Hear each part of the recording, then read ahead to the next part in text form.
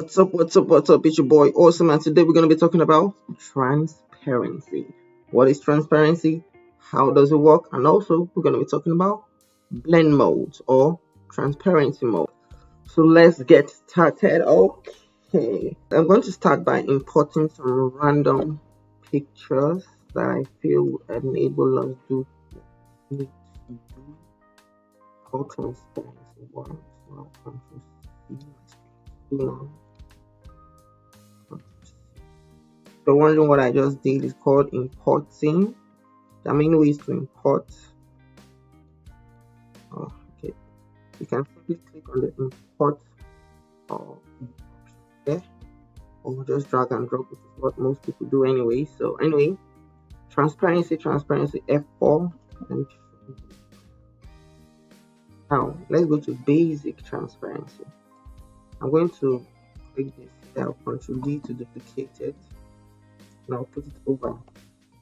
Now, in case you're wondering why this image is behind, there's an image behind. How to bring it to the front is because CorelDraw has what we call layers. Let me just do Control paste down for that. Now, I press. In case you're wondering, Alt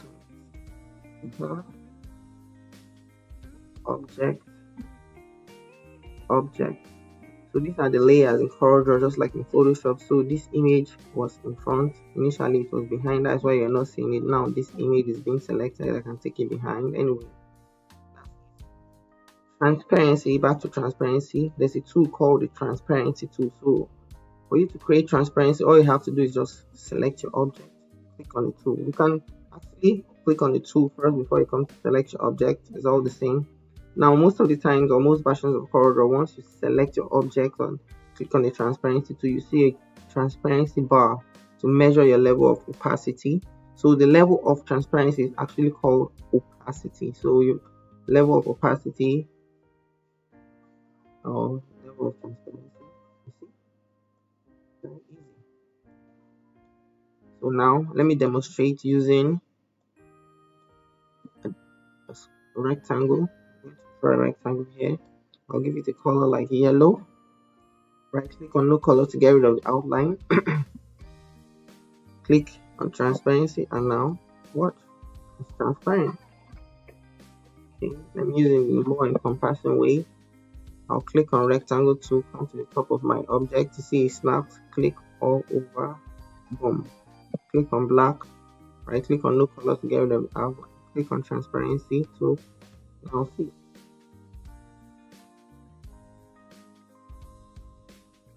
Cool, right? It's just a transparent black overlay that I just kept there. Ctrl Z, put it back. If I made it blue, a light blue.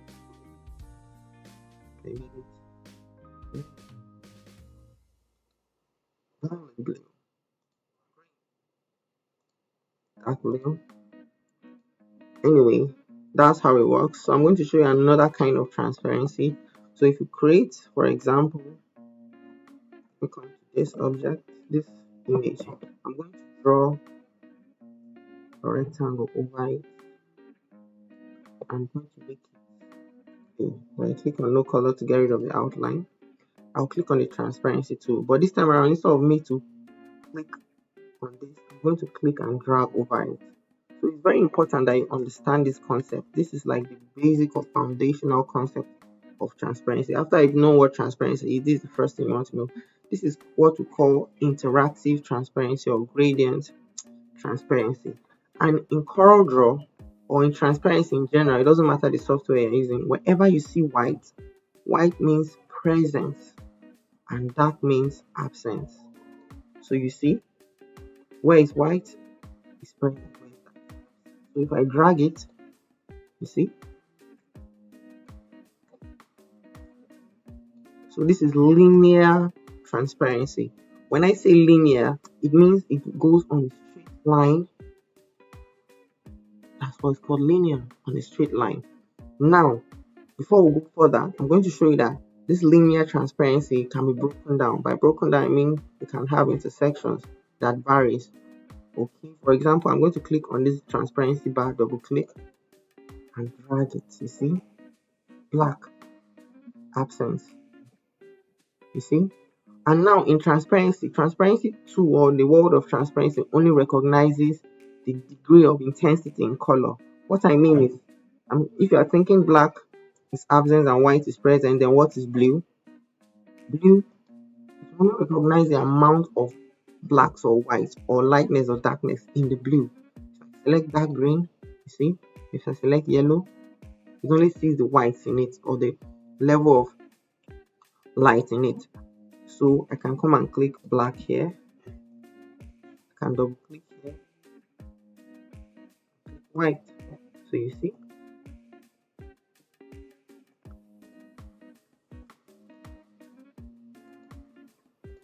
so I'll now make this white, make this gray, make this gray. Just simply follow the level of transparency. That's all. So now I'm going to use another image to explain this. Let me duplicate this to explain the next transparency. You know, remember I told you there is linear transparency.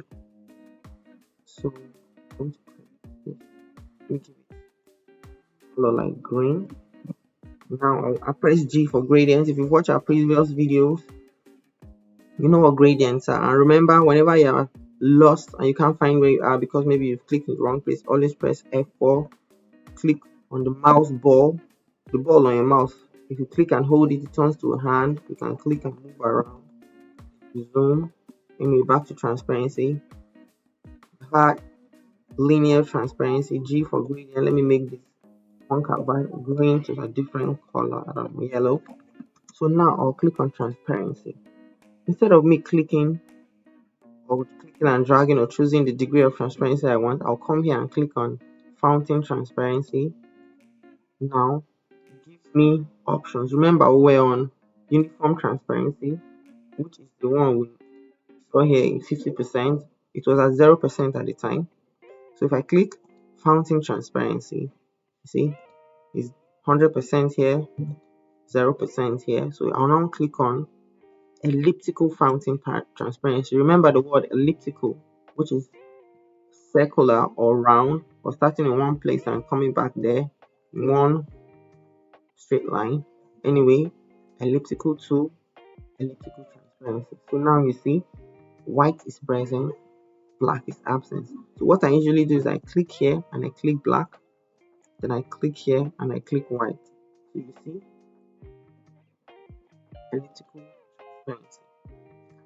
Drag where I want, focus the transparency on that area. So you see,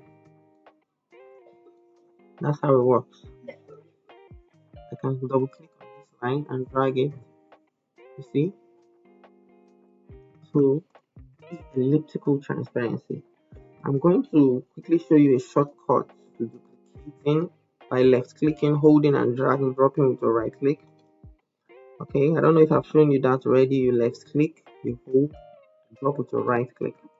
Anyway, I'm going to draw another rectangle over this image. I'm going to select ruby red, right click on no color to get rid of the outline, select transparency, click on fountain transparency, click on now rectangular fountain transparency. But by default it sets white in, but I like putting black in, then it's out. See? I don't know if you understand what's going on here. Let me select all these, put them on the same.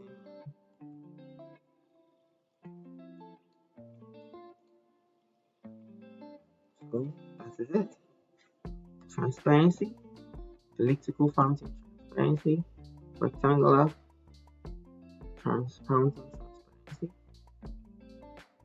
So that is it. What I call linear transparency, CorelDraw calls it fountain transparency, but it's all good. You understand? So now let's go to transparency blend mode. Let me left click, drag and drop it. Don't worry, I'll teach you the shortcut to which I'm going to align these later. Okay. Now I'm going to draw an image over this image, an object over this image, give it a color, right click on no color to get rid of the outline.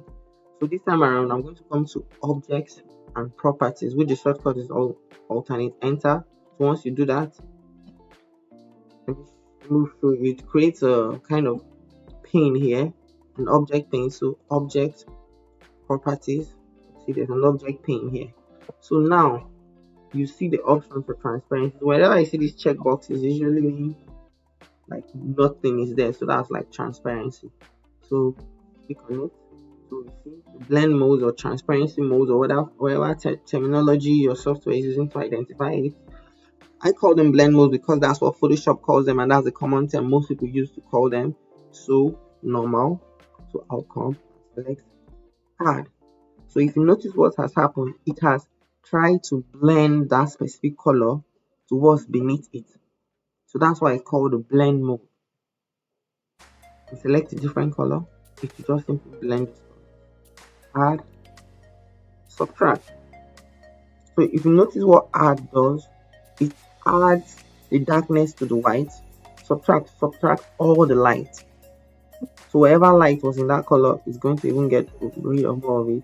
Divide. So you select until whatever is convenient for you. Most of the time you find yourself using either add, screen, or overlay. So you see, it's an overlay. Overlay. You can actually double it. I don't know why you want to, but it depends on your situation. So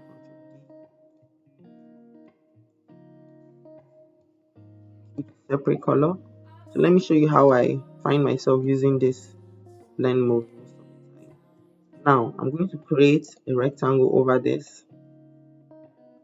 Then I'll select this color, atom orange, press G, atom orange, violet or plum. I'll right click on no color to get rid of the outline. Always remember to do that. Now I'll select add blend mode. Cool, huh? Let me select overlay and see what it gives me. Overlay is not good for this. Subtract now, lightness now, green.